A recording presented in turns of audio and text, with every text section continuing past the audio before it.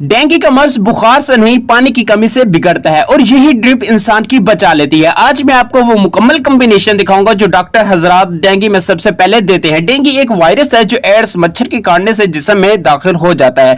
Virus आने के बाद जिस्म में प्लेटलेट्स कम हो जाते हैं और पानी की कमी हो जाती है। अगर इलाज देर से किया जाए तो मेरे भाई आपके हालात खराब भी हो सकते हैं। डेंगू का असल इलाज एंटीबायोटिक नहीं होता बल्कि स्पोर्ट्स मैनेजमेंट होता है। ये ऐसी ड्रिप है जो आपके जिस्म में पानी और नमकियात की कमी पूरी करती है और ब्लड प्रेशर नॉर्मल रखती है और प्लेटलेट्स गिरने के बावजूद जिस्म को सपोर्ट्स देती है। डेंगू में सबसे पहला और जरूरी इलाज यही होता है कि फ्लूइड मैनेजमेंट। ये ड्रिप खून को गाढ़ा होने से भी रोक। इस चैनल पर आपको एलोपैथिक, होम्योपैथिक और हर्बल अद्वियात की मुकम्मल मालूमात मिलेंगी।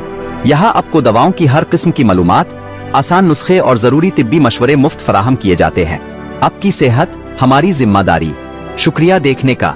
है तो आपको ड्रिप बताता चलूं, आपको एक ड्रिप सेट यानी कि जो असल ड्रिप सेट है वो आपको लेना चाहिए और एक नॉर्मल सलाइन लेनी चाहिए और एक बर्नोला लेना चाहिए। यानी कि कहने का मकसद है आपको नॉर्मल सलाइन और पैरासीटामोल यानी कि ये दो ड्रिपें आपको लगेंगी।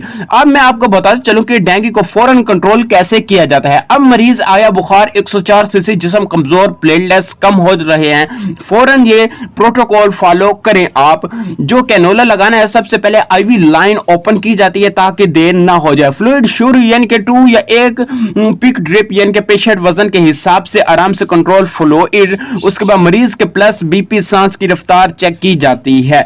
उसके बाद आ जाता है कि अगर बुखार 101 से ज्यादा हो तो डॉक्टर पैरासीटामोल आईवी लगा देते हैं। ये बहुत जल्द यानी कि जल्द असर कर जाती है और जिगर पर कम बोझ डालती है। उसके बाद ब्लड टेस्ट यानी कि सीबीसी यानी कि प्लेटलेट्स और यानी कि हेमेटोक्रिसिट यानी कि ये इसका नाम मुझे सही नहीं आ रहा कि आप सीबीसी या प्लेटलेट्स यानी कि इन टेस्टों से डॉक्टर फैसला करता है कि फ्लूइड बढ़ाने हैं या कम करने हैं।